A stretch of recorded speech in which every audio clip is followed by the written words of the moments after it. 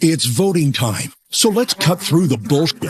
Crooked Ken Paxton cheated on his wife. She's divorcing him on biblical grounds. So now Paxton's wrecking another home, sleeping around with a married mother of 7. It's primary season in Texas and things are heating up on both sides of the aisle. For the Republicans, our incumbent Senator John Cornyn is fighting for his life against Texas Attorney General Ken Paxton. And while the Paxton attack ad that you just saw keeps referring to Paxton as crooked, that honestly doesn't even do it justice. Ken Paxton is the most legally embattled attorney general in the country, which is ironic because he's also the highest law enforcement officer in the state. Paxton is running for Cornyn's seat because Cornyn isn't MAGA enough for Texas, according to Paxton. Paxton makes that claim despite the fact that Cornyn has voted with Trump nearly 100% of the time, something that Cornyn has been desperately trying to remind Texas Republicans of since Paxton decided to challenge him for his Senate seat. Cornyn represents a more classic Republican, but in appearances alone. He's not Ted Cruz. He's not flaming the left constantly on a podcast all day. He's not making headlines for abandoning his constituents in their times of need. He just puts his head down and he works, casting votes completely in alignment with Donald Trump and the administration. But he's not loud about any of it, so he feels more palatable for the people who claim to be reluctant Trump supporters just because they're Republicans and refuse to leave the party. And side note, if you're still voting Republican after this long, then you are a Trump Republican. The party is no longer separate from him because Republican leaders and voters have allowed him to run the party. This is what they want, even if they acknowledge that the optics of some of Trump's policies are terrible. This is absolutely what they voted for, regardless of what they will tell you, regardless of what they try to convince themselves of. There is a reason why the constituency of independent voters is so fast growing in this country. If you don't support Trump or the Republican Party under his leadership, you don't have to be a Democrat, but you can at least be an independent. Lots of people have made that move, if not on paper, then at least as a matter of personal identity. The people remaining with Trump and Republicans have chosen their side and they're sticking with it. They seem to value loyalty, so good for them. And in races like this Texas primary, Trump is still incredibly present. He is not separate from this race. The main campaign promises from both candidates is that they are going to do whatever they can to support Donald Trump all the time. Of course, Trump hasn't endorsed either candidate because at this point, there is no clear winner. It's still kind of a toss-up. Trump doesn't want to endorse another candidate who then goes on to lose their race. It's not a good look. Both Paxton and Cornyn have publicly supported Trump, but Paxton is, between the two of them, the Trumpier candidate in terms of being ridiculous and boisterous and an overall terrible person.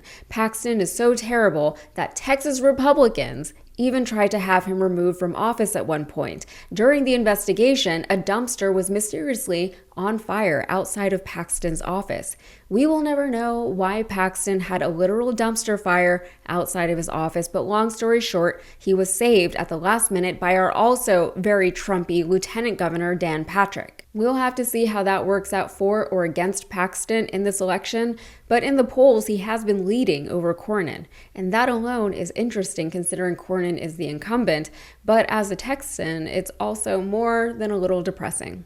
But as things heat up here, the attack ads have gotten spicier. And I will admit that I don't see these ads myself. I don't watch cable TV unless there's a TV on in a restaurant, and I use ad blockers religiously everywhere I possibly can. Also, even if I was seeing ads, I'm not exactly the target demo for either of these guys, so I'm experiencing all of this with you for the first time. So we saw in that first little teaser clip that Paxton cheats on his wife. Got it. What else does he get up to? And remember this, Crooked Ken has increased his net worth by as much as 7,000% since taking office. And his actions in office, even more troubling. Paxton gave millions of Texas tax dollars to left-wing organizations, including the Montrose Center, that hosts drag queen shows and performs gender-affirming services to kids as young as 7. Now think of the Paxton dirty deeds we don't know about yet. The wife cheater and fraud, or the Texas workhorse. Senator John Cornyn is endorsed by the Border Patrol, and he voted with President Trump 99% of the time. Cornyn got the money to finish the damn wall. Texans know what to do. I'm John Cornyn, and I approve this message. Join my team and give today. Okay, Okay, so rewind the tape a bit. Ken Paxton, I'm to believe, gives money to left-wing causes. Ken Paxton is a patron and supporter of these left-wing causes. That's really what they're asking people to believe. The Montrose Center got a shout out in that ad. That is here in Houston in the Montrose district. Montrose is our LGBTQ district. It used to host the Pride Parade until the event got too big and they had to move it downtown. It also used to have iconic rainbow crosswalks painted on the pavement, but then our bigoted governor made the city paint over them, or else he was going to withhold federal funding. Otherwise, Montrose is still a very vibrant district, lots of restaurants, bars, independent shops, good for thrifting. It's very artsy and yes, very LGBTQ friendly.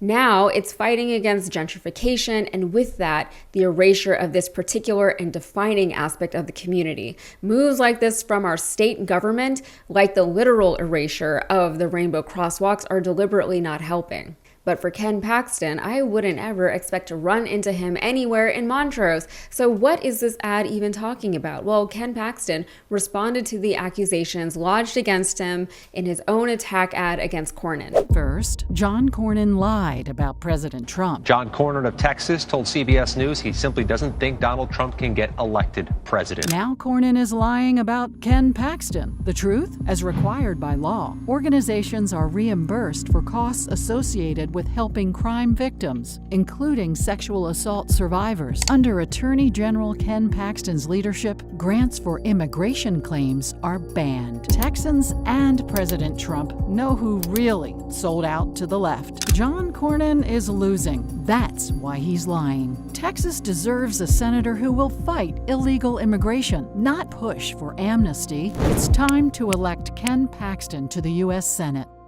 First of all, if you're going to accuse John Cornyn of lying, then use an example in your ad of him lying. Don't use a clip of a reporter talking about an opinion that John Cornyn allegedly once held.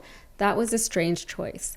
Anyway, that ad was fun, again, for me as a Texan, because we really are just watching these two men fight to see which one of them wants to disenfranchise more people. And ending the ad with a picture of Ken Paxton and Donald Trump really is a case in point. Meanwhile, the Dem side hasn't been immune to infighting and attack ads, despite the two candidates gunning for the Senate seat approaching their opponent amicably from the start.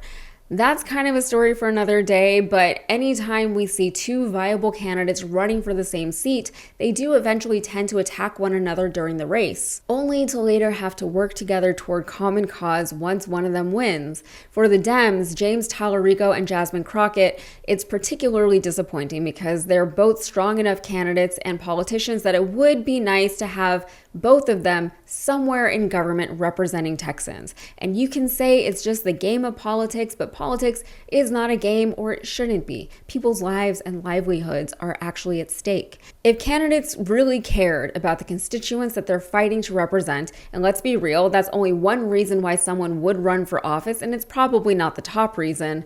But if the work was what actually mattered, then attack ads really wouldn't be necessary. They would be a sign of a weak candidate. In a perfect world where everyone has integrity and a strong moral compass, candidates could run on their own merit and their ideas. Unfortunately, that's not the world that we live in, and that is not the political landscape that we've built.